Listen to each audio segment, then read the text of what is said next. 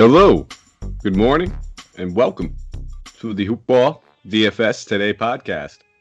I am your host, Mike Patra, here to break down this wonderful, and I mean wonderful, January 18th, Martin Luther King Jr. Day slate. Anytime it's Dr. Martin Luther King Jr. Day, we always have a slate packed full of games, and it's basketball all day long, and that's the most wonderful thing as well. So we're going to have a lot of slates to talk about. Normally, we'll touch on every single slate, and that is exactly what we're doing. There is one game that is being left off of every DraftKings slate, and that's the Cleveland Cavs going against the Washington Wizards. Don't blame them. That game seems like it has a decent chance to be canceled in general right now. So something worth monitoring, and that's the general, I guess, mantra going on right now in DFS and in basketball is to monitor everything, follow it closely, and be prepared because anything could happen right now. Before we jump into anything, quick shout out to our presenting sponsor, mybookie.ag. And people always ask me, who am I betting on tonight? Whether it is the Lakers or Clippers. What if it was today? Maybe I would have told you Bucks. Maybe I would have told you Saints. Nonetheless, it doesn't matter what I tell you. It's about where you bet. That is the most important thing. Check out my book, you guys. Use that promo code HOOPBALL, HOOPBALL. They'll give you a 50% deposit match up to $1,000. They're the only place I trust to handle all my NBA-related bets. The one sportsbook guaranteed to give me the best lines for the national championship football game, as well as the Super Bowl, as well as the NBA Finals. All the big hitters, they give you the absolute best lines, guys. So check them out. We have the AFC, NFC championship games right around the corner. Get your money in there. Make sure you use that promo code when you deposit, and you'll get free money to play with. The only sportsbook I trust. And then while you're at it, check out Manscaped. Use that promo code HoopBall20. You get 20% off plus free shipping on your entire purchase. And you're saying, what am I going to get? What do I need to get from Manscaped? I'll tell you what. Try a couple of their products. If you absolutely hate them, take it out on me. Because there's a few of them that I can absolutely stand behind. The Lawnmower 3.0, the Weed Whacker, the Body Wash, the Conditioner, everything that comes in that perfect package kit is absolutely fantastic. Okay? So check them out, guys. Use that promo code HoopBall20. You get 20% off plus free shipping. You can get it as a gift. And like I said, if you're a little worried about trying it out, I know it's a big brand. You hear it all the time. Is it really that good? That's what that promo code's for. You get 20% off plus free shipping. It makes it worthwhile to give it a shot. Give it a shot. All waterproof. That's the best part. So we'll start off first showdown slate of the day. It is a noon Eastern Standard Time game, 12 p.m. Eastern Standard Time. Orlando Magic traveling to New York to take on the Knicks. As of right now, Knicks have yet to submit their injury report, but on the Magic side of things, Al-Farouq Aminu, Mo Bamba, Michael Carter-Williams, Evan Fournier, Markelle Fultz, Jonathan Isaac, and Chuma Okeke all have been ruled out. Looking on this Knicks side of the ball, there's a few injuries that we could probably, already determine. Frankie Ntilikina, he's been out for some time. Burks has yet to play. Seems like he's getting closer and closer, but he did not play during today, that being Sunday's game, so it wouldn't be surprising if he misses another one. So I think we could probably chalk those two guys up for being out. We'll start over here on the Orlando side of the ball. A couple of these guys played absolutely fantastic in that last one against Brooklyn, especially Nikola Vucevic. Those 5 steals, he had those at the half, so surprisingly, he could have had more. Came out, put up 70 DK points almost, nonetheless, 34, 10, and 7 in that game against Brooklyn. Now, he's the most expensive guy on this Orlando team, and rightfully so.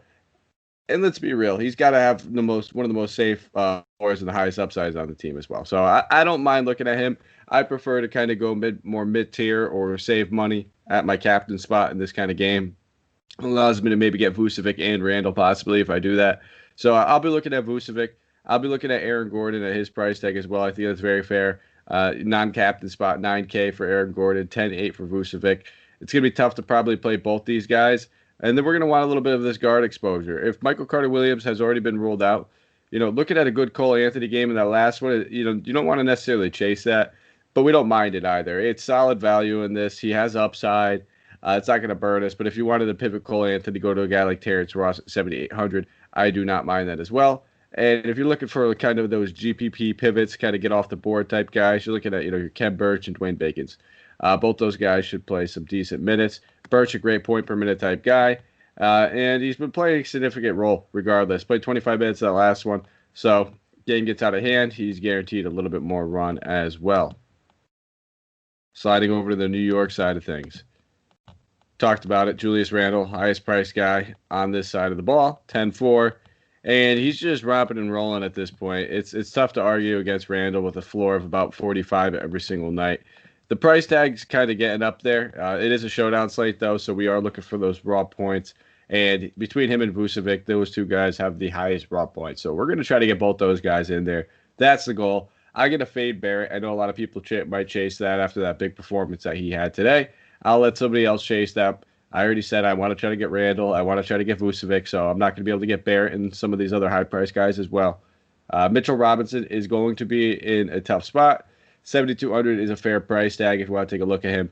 And now quickly at 5,400, he is going to be everybody's favorite chalk play. This guy's been cooking. He's been getting solid minutes, consistent run. He's been taking shot attempts. He's not scared of doing that necessarily, and he's been playing great defense.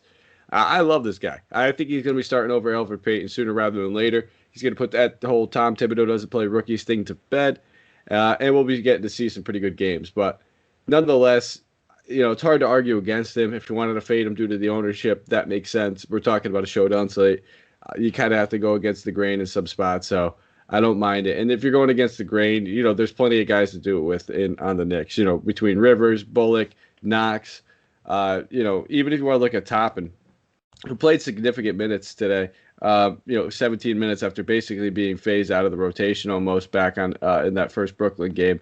Put up 12 points, 5 rebounds. So he's a guy that's coming in at just about mid-salary that we could definitely get some shares of. It allows us to spend up on some of these other guys. So for me on the Knicks side of the ball, I'll be looking at some Randall. I'll be looking at some Quickly. I'll be looking at some of these value plays between Toppin and Bullock, maybe some Rivers. And I don't mind a stab or two on Elfrid Payton, but no RJ Barrett for me.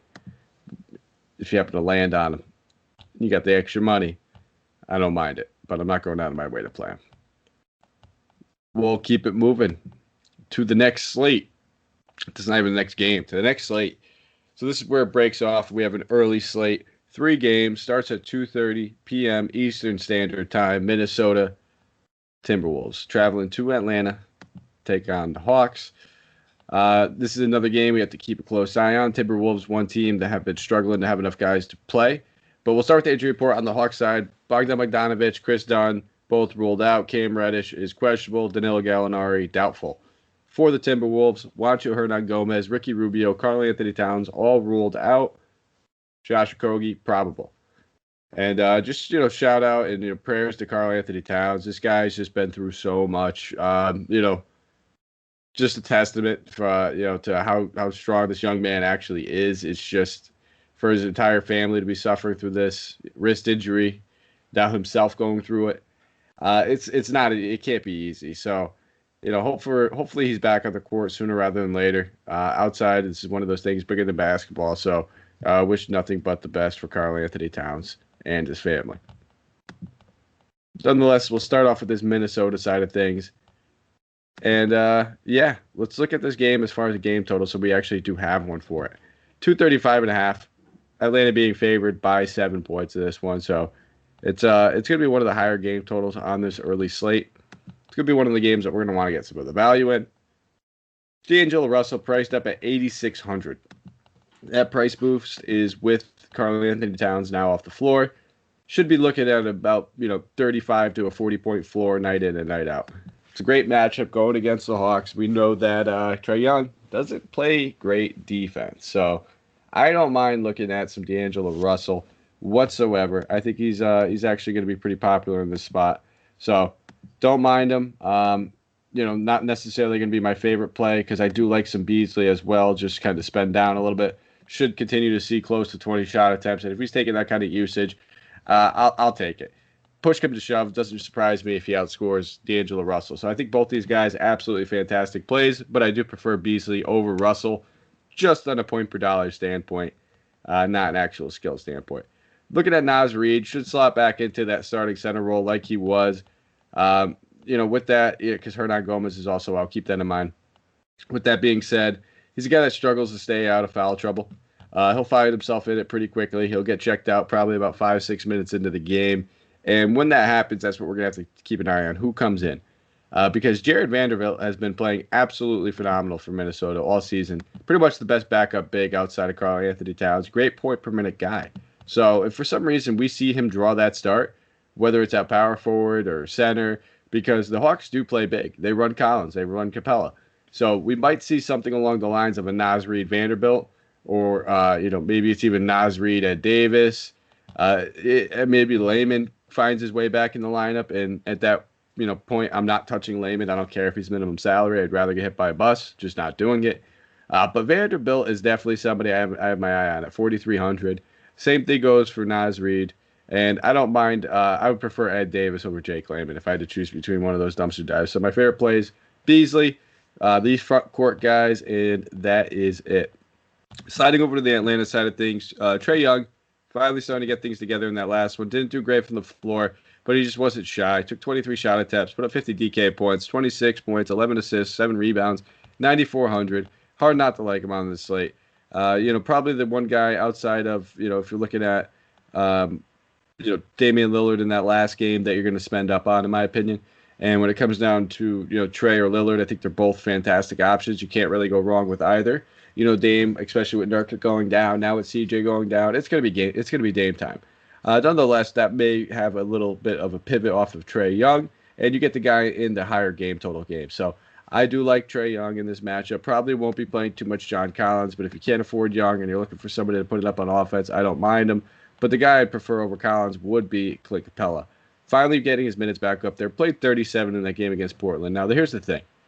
This Minnesota team is in kind of shambles. They might not need to play Capella 3,700. So I do not trust him in cash necessarily. I think he's a fantastic play. But if he plays, 26, 27 minutes at 7,500, he's not getting us there. He's getting us 30 to 33 DK points. We really needed him to play above 30 minutes, and it'll be a good play. We can't trust that for cash. Just can't do it. Looking at some of these guys on the wings between your, Kevin Huerter, if you want to look at Cam Reddish if he plays, both those guys, fine options. Probably prefer Reddish, but it's just the minutes we don't know. So Huerter played 36 in that last one. Feels a little bit more secure with that minutes roll, but the price is up there. It's a great matchup. I just don't love that his price tag is slightly elevated. At that point, I think I would just prefer DeAndre Hunter at only $400 more. He's been in a little bit of a slump, I guess you can call it, over the last 2 games for what he's been doing, how he's been shooting, especially from deep. He's 1 for 8 over his last 8 shot attempts from deep.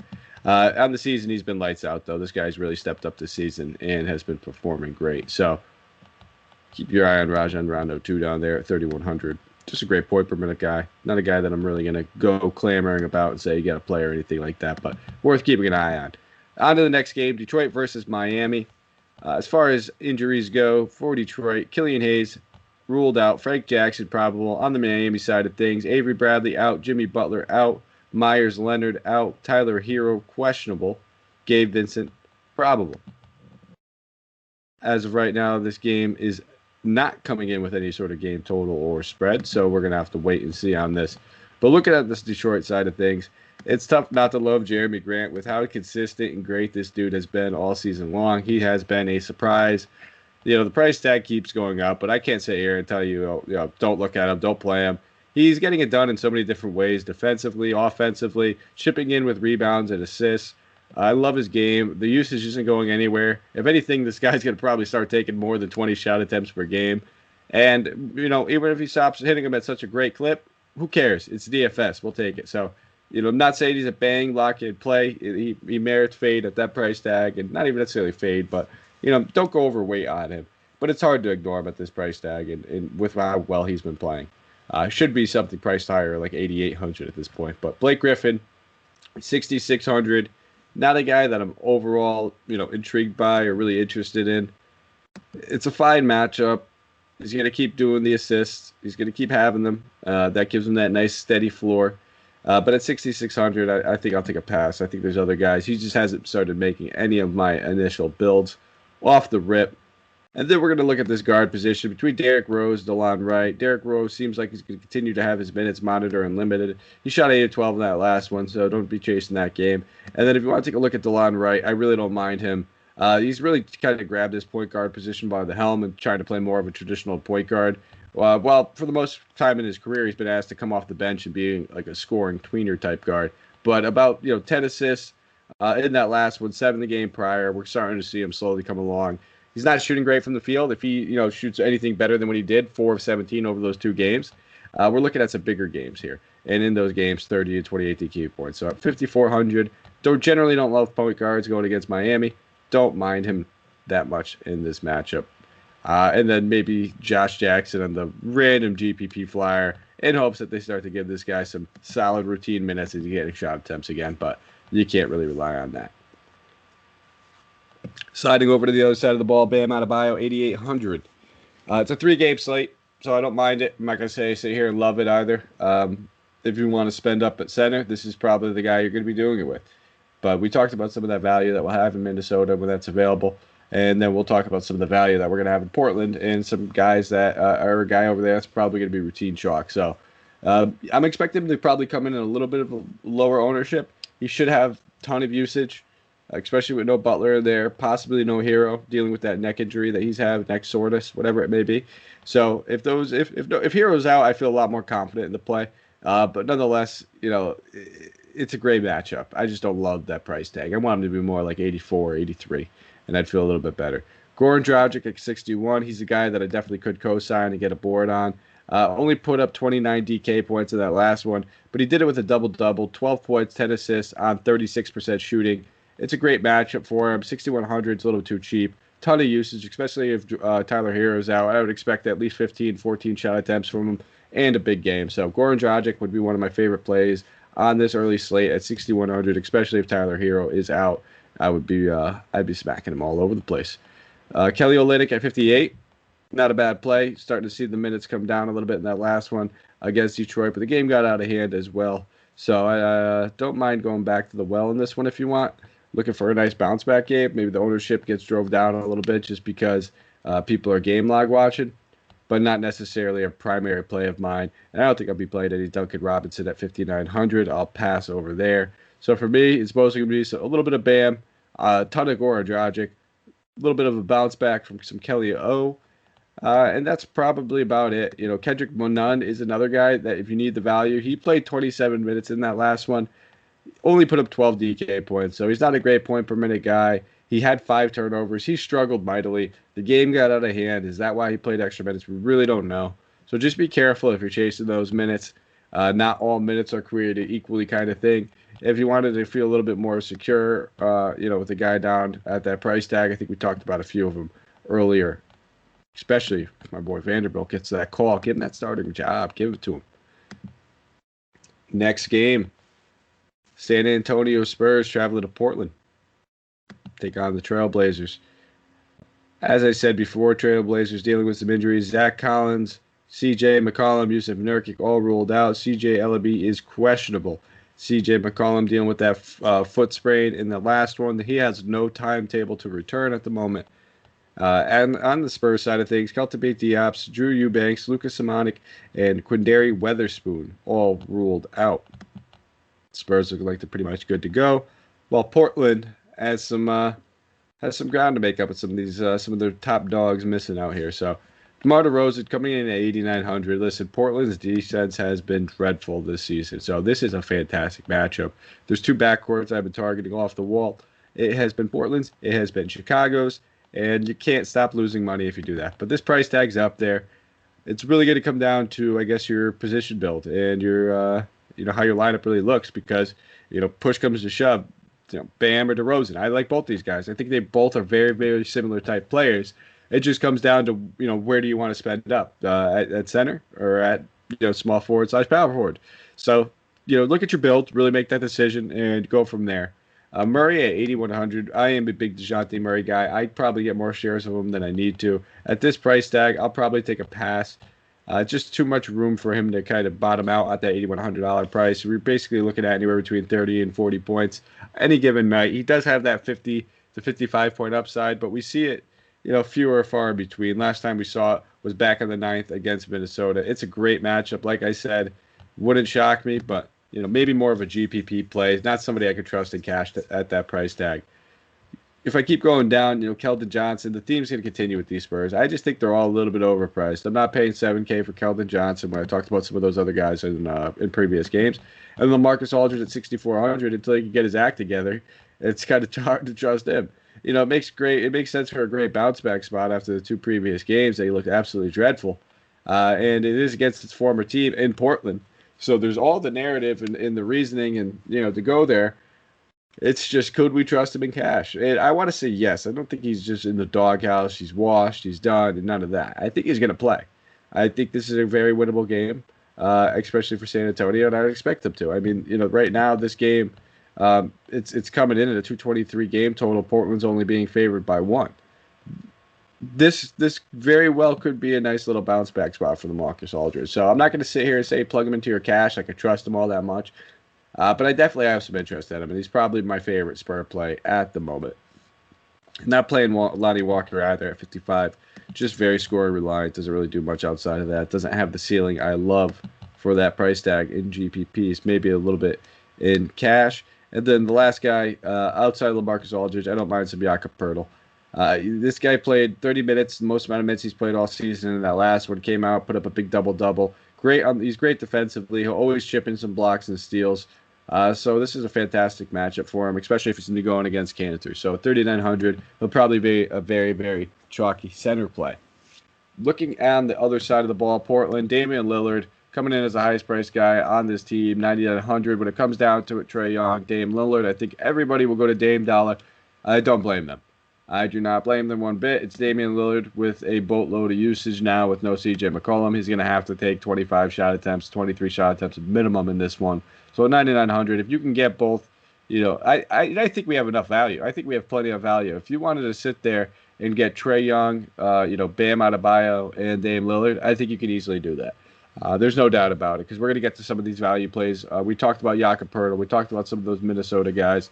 And we're going to talk about some of these guys on this side of the ball. CJ now out. But before we get there, Cantor coming in at 6,300. Stepped into that center role perfectly. Only played 29 minutes, but 12 and 15. Don't expect the 5 blocks and 12 steals every game. That's not going to happen. He's just because he's terrible at defense doesn't mean he can't chip in those. But that's a little bit absurd. That's going to come down to more of a normal, maybe like 1-1. But nonetheless, 64 or 6,300. It's a fair price tag for him, especially in this matchup. He should be looking at another big double somewhere around 12 and 12, 14 and 14. He's good for those. And occasionally, when the shots just hitting for him and he shoots 8 for 8, 9 to 9, you're looking at a big game. I just don't expect him to do it defensively. Now, there's going to be a lot of usage to be made up for. There's going to be a lot of different rotations that they run out there. Now, Robert Covington at 5,300. He's a guy that we saw him try to take advantage of the usage in that last one, especially that was just with Nurkic out. He took 13 shot attempts, literally only hit one of them. So not very often a guy shoots 7% from the field. He has been struggling like mightily this season with his shot, but I would expect a decent bounce back, at least hit a couple more shots. But the 10 rebounds, the steal, the block, all that's real. 5,300. Don't mind me some Robert Covington. And then I'll be looking at some Gary Trent Jr., 4K. Expect this guy to have a significant role going forward until we get CJ McCollum back. We saw him, we saw Anthony Simons kind of draw the start initially, but it's going to be more of Trent getting more usage, more of the shot attempts. They're going to want Simons to handle that backup ball handling facilitator role. That way they can keep Lillard and him staggered as well. So Gary Trent, 4K, wouldn't be shocked. Whether he draws the start or not, he's very much in play for me. And then Derrick Jones Jr. should continue to play big minutes. We should see a couple more rebounds fall to these wings now with no Nurkic. That's what I mean with Covington getting 10 boards in the last one. Derrick Jones Jr. getting 9. I expect that to continue between these guys, giving them a little bit of a higher floor, a little bit of a higher ceiling. But right now, both their price tags are still where they were prior. So Derrick Jones Jr., Gary Trent Jr., Robert Covington, a little bit of Cantor, and some Damian Lillard for me. That is it for that slate. We'll keep it moving. We're cooking right now. We have another showdown slate. This one's taking place 5 p.m. Eastern Standard Time. Phoenix Suns traveling to Memphis to take on the Grizzlies. For the injury report, Grizzlies, Jaren Jackson Jr., Jonte Porter, Jonas Valanciunas, Justice Winslow, all ruled out. For the Suns, Damian Jones, Dario Saric, Jalen Smith, all ruled out. Campaign is questionable. We'll start with the Phoenix side of the ball. Phoenix, it's tough with these guys. We talked about it all season long. They just spread the ball out very well. Everybody gets a little bit of theirs. Everybody gets a little bit of usage. Everybody plays well. Team wins. Team plays great defense. Nobody has fantastic fantasy games. But nonetheless, we have to play some of these guys in this matchup. It's a showdown. Looking at the top of the board, Devin Booker. It's hard to ignore him. He's the best guy on this team. Best guy that we can depend on for usage, for shot attempts.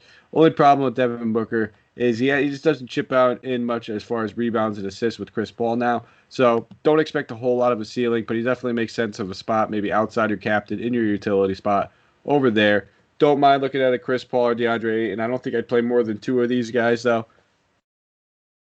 Between Jay Crowder, Cam Johnson, give me Cam Johnson. And then if we see campaign out, you can take a look at Javon Carter. If you need the value, he should play about 15, 16 minutes, and he's anywhere between 12 and 22 DK points.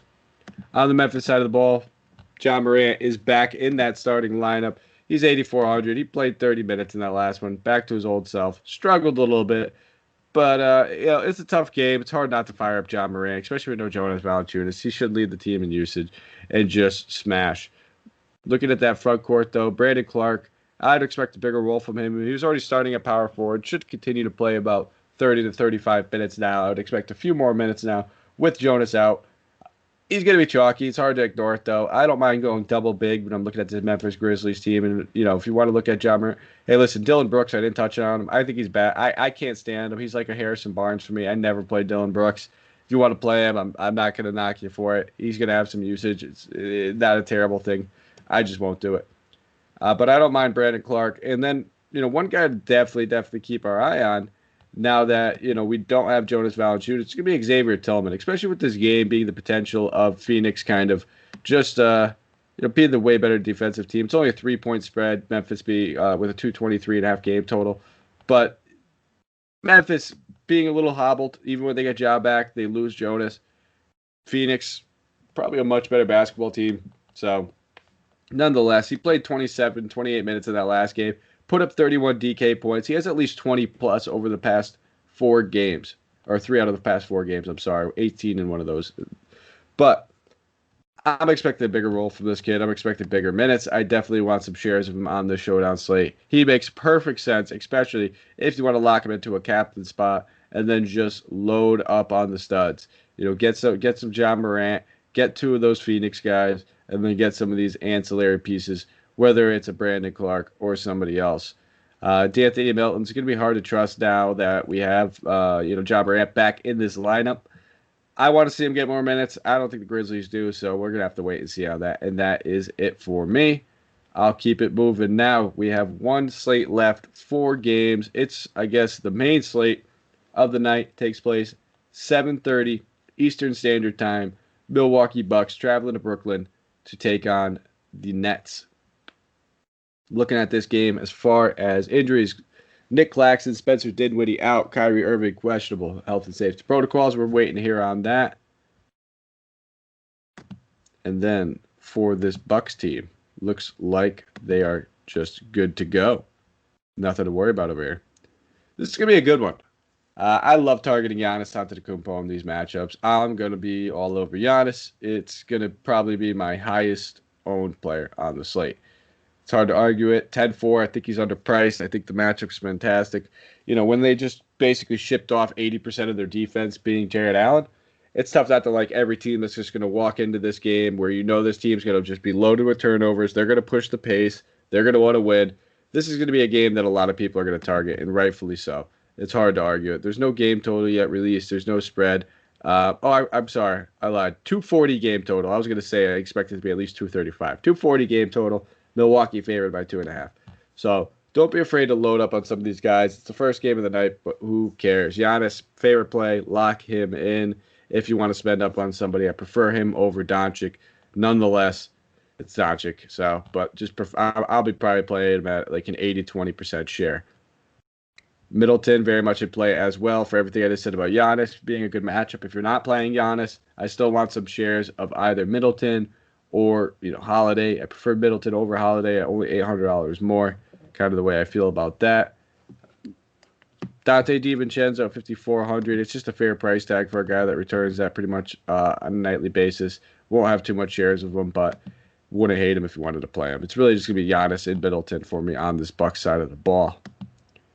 Now over to Brooklyn, looking at this team. James Harden now came in, put up a big triple-double in his very first game. 80 DK points, almost 79.5. Now, if Kyrie Irving plays, it's going to be tough for me to have any shares of any of these guys because I already talked about wanting to spend up on Giannis on the other side of the ball. I might be able to do some stars and scrubs lineup and get two of these guys in there. But when push comes to shove, if I can only afford one, it's going to be Giannis. Outside of that, I wouldn't mind going to Harden just because we know that he's going to be looking to fit. He's going to be looking to match, especially if there's no Kyrie Irving. I just expect him to be able to chip in a little bit more as the leading ball handler with the assists over Durant. And we know that Harden always gets a couple of rebounds as well. They both have that scoring gene baked into them. DeAndre Jordan coming in at 4,800. Now, this is going to be a very weird matchup for Jordan. He's going to struggle against Brook Lopez. He's going to struggle mightily against Brook Lopez. Now, when you look at the options that they have that they could put in there, the best that they might be able to do is put Jeff Green to try to chase Brook Lopez. So the more I think about it, Brook Lopez might be in play too at 5,600. I just don't love that price tag, but they really don't have anybody that can kind of check him from the three-point line unless they try to throw Durant or Jeff Green at him. And even then, it might be a little bit tough. But Kyrie Irving at 9,100 if he were to play. It's enticing. It surely is enticing because he's that guy that if we wanted to spend up on Giannis, we could still get somebody on the other side of the ball. How do his teammates feel? How many minutes has he played? Is there any sort of on-court punishment when he gets back from the shenanigans that he pulled? I don't know. It's a big question mark. Nonetheless, at 9,100, I do prefer him over Durant. So right now, the three guys I'm looking at would probably be Harden, would be Kyrie, would be a little bit of DeAndre Jordan just because 4,800 is a fair price. He's going to have to play minutes in this one. So that's where I'm looking. Those three guys, and that is it. On to the next one. Dallas Mavericks traveling to Toronto, take on the Raptors. For the Mavericks, Dorian Finney-Smith, Maxi Kleber, Dwight Powell, Josh Richardson, all ruled out. Tim Hardaway Jr. is questionable. He sat out today's game. Alex Len, Patrick McCaw, both ruled out for the Raptors. Looking at a game total and a spread, we do not have one, unfortunately. So we're gonna have to keep our eyes peeled. Again, welcome to the wonderful COVID NBA nowadays, where we'll just never have any of this news. So, looking at this Dallas side of the ball, Doncic coming in as the highest price guy on the slate, 11K. I'll take a pass on him. Like I said, it's Doncic. I'm a mad fan. I might have him in one or two. But overall, I just think I'm going to take a heavy pass. It's just going to be, other guys in that first game I prefer over him. And, maybe even taking a Steph Curry in that late game over Doncic as well. Porzingis, second half of a back-to-back. Wouldn't be shocked if he does sit. It's not in the injury report yet. Keep your eye on it. He's been playing some steady minutes and taking shot attempts. But nonetheless, second half of a back-to-back, I will pass. In that case, we should see a little bit more minutes from guys like James Johnson and Willie Cauley-Stein, knowing that Maxi Kleber's still out and Dwight Powell are still out. So both those guys would be in play. Don't love their price tags. I prefer James Johnson if I had to pick one. And that is it. Tim Hardaway Jr. sits. You could take a stab at a guy like Trey Burke, but I prefer to play Brunson over him. Brunson's been out due to the health and safety protocols and COVID-19. Carlisle mentioned that this dude's been just itching to get back on the court. He's passed tests for the past week, and Carlisle basically said, I don't know how many of these things he's got to pass. But nonetheless, 4K. If we see that there is no Tim Hardaway Jr., I wouldn't be shocked if he starts. He'd probably be a fantastic value play at that price tag. Toronto Raptors side of the ball, looking over there. Pascal Siakam coming in at 8,400. Dude's been playing much better of late. Struggled in that last one a little bit. At 8,400, there's going to be some other guys I want to spend up on, I think, and I'll probably take a pass. It's not a terrible matchup for him. If I'm spending up anywhere on this team, it's probably going to be in that backcourt between Van Vliet, between Lowry. These guys are just, consistent A and consistent B. Van Vliet being a little bit of the better option. He's $200 more. So at this point, it's almost splitting hairs. They both get you anywhere between 35 and 40 on a nightly basis. So I prefer Van Vliet, but I don't mind either one of them. Keep in mind, Dallas's defense has been pretty good. With that being said, they're missing half their players. So Boucher is the talk of the town right now. The dude's been playing minutes, 30-plus minutes, 3 straight games. He's playing fantastic. We know he's one of the best point per minute guys in the league at 7K. Do not mind him whatsoever. I prefer him over Siakam. The one guy outside of the backcourt tandem that I will be playing, and that is it. If you want to take the shot at Norman Powell, if you land on him, sure. Not a guy I'm crazy interested in, very scoring reliant. 2 games left on the docket. Feel like I'm just cruising. I got to check the time. 35 minutes. We're making good time. I feel like I haven't taken a drink of water yet. Barely breathe. Nonetheless, we'll keep it moving. Houston Rockets traveling to Chicago to take on the Bulls. For the Bulls, they have yet to release their injury report. They played today. The Rockets, Sterling Brown, questionable. Chris Clemens has been ruled out, as well as Dante Exum, Daniel House Jr., John Wall, Broderick Thomas. Eric Gordon is probable, while DeMarcus Cousins is probable. So it looks like, if I'm not mistaken, Victor Oladipo will be donning his new threads, if I'm not mistaken. I could be mistaken there. So don't quote me on that. Don't quote me on that, because he's not even actually in the player pool just yet for the Rockets. So we're not playing him either way, it looks like, unless they somehow just load him up there. So we'll start at the top for this Rockets team. Christian Wood, 8,900. We talk about this Bulls defense, how dreadful it is, how good Christian Wood's been playing since he's been getting all this usage, and it's really hard to ignore him. 8,900, it's a high price tag, but this is as good as it gets. So I don't mind spending up on him. If you're spending up at center on this slate, he's the guy that I'm going to nonetheless. With that being said, there's not a lot of guys that we'd want to spend up on anyway. So it's not going to necessarily be contrarian. People are going to do it, and it makes perfect sense. Eric Gordon at 5,200. Like I said, he is probable for this game. They're expecting him to be back. I expect some pretty decent minutes. It's been a 2-game absence. It's tough to just sit there and say he's going to guaranteed play 30. It's a great, great matchup, though. Nonetheless, Eric Gordon's going to be in play for me. It kind of takes a little bit of the smoke away from guys like McLemore and Mason, who just absolutely crushed Mason Jones in that last one. Sterling Brown sits again, though. Wouldn't shock me if Mason Jones draws a start, just because they need a point guard. He shot 8 of 12 in that last one. Not expecting him to shoot like that again. Still, great matchup. He would be a fantastic value play, along with Jalen Brunson, right around that 4K range if we get the injury news to fall right. Definitely a guy that I'll be looking at, though. And that's it. I'm not playing Tucker. Like I said, probably not playing McLemore at all. I'm not playing Cousins. I don't think I'll be playing any Tate.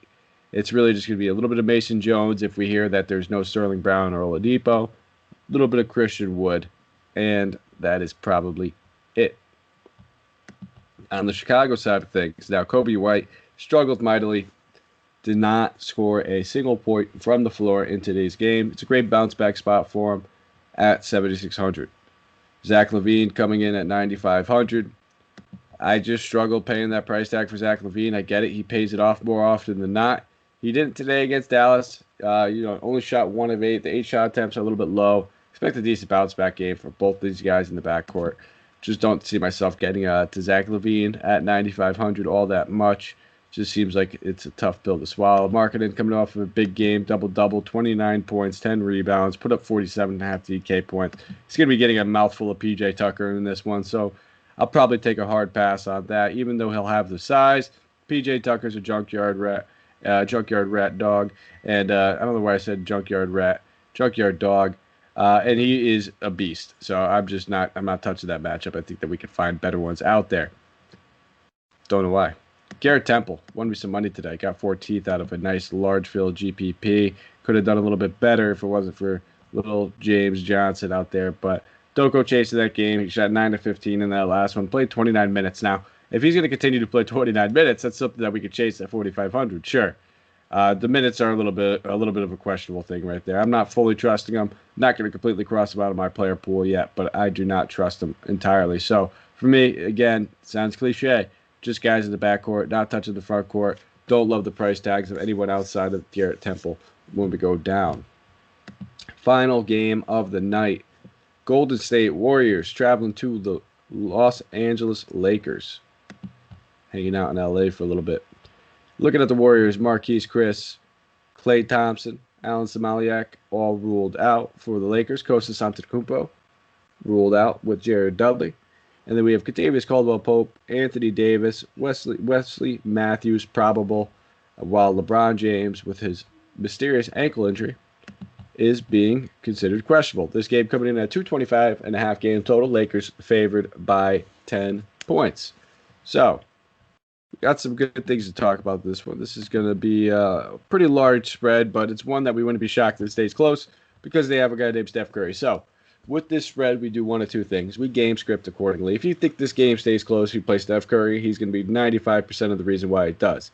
And with that being said, if this game stays close, you want some Draymond Green at 5,200 despite the matchup. I get it. He's going against Anthony Davis. Why would we pick on that? Everything you say is correct.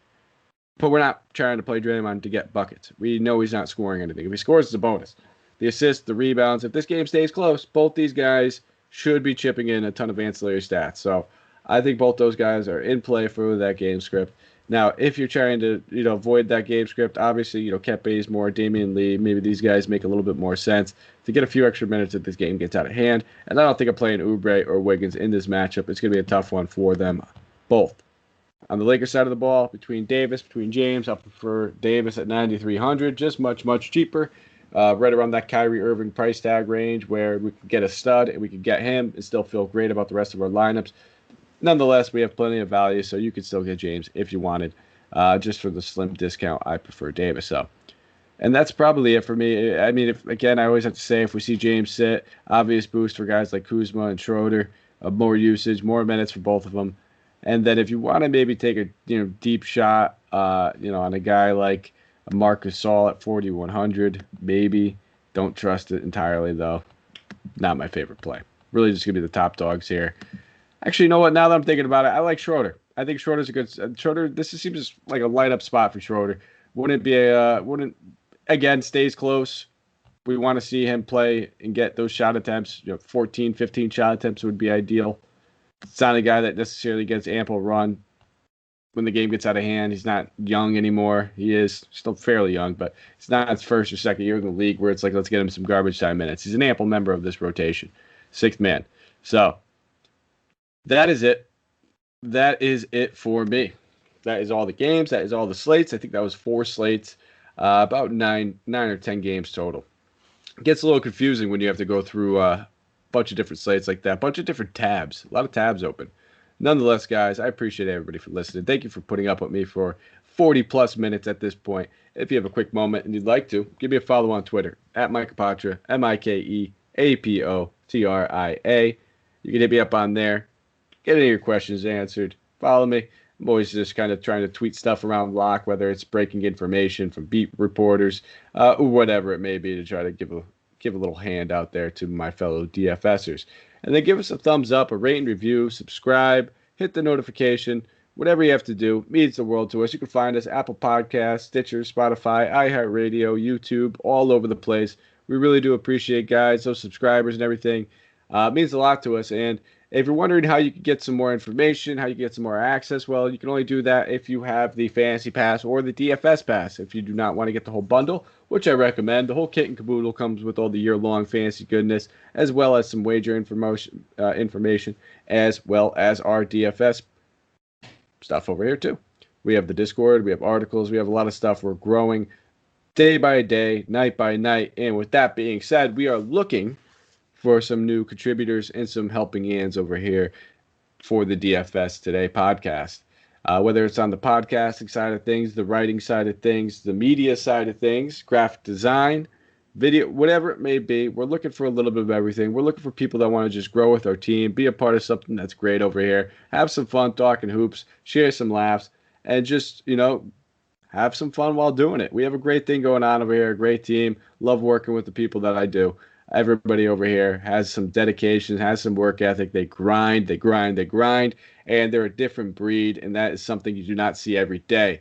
Everybody wants to do sports, but it's tough. You have to be able to sacrifice. You have to be able to, pretty much work yourself in the bone, and a lot of the guys over here on this team manage to do that. So kudos and a quick shout out to everybody that we have. And if you're interested, just give us a shout out, whether it's on Twitter. You can, hit me, Santino, Dan Braspers, any one of us up. We'll get back to you as soon as we could. Thank you guys for listening. As always, let's go out there. Let's crush some GPPs. We'll be back tomorrow. I get the night off. You get to hear Santino. You get to hear Will. They'll be breaking stuff down. I'm sure, Will will take my place in putting Santino into his while I'm off. So take care, guys. Have a great night.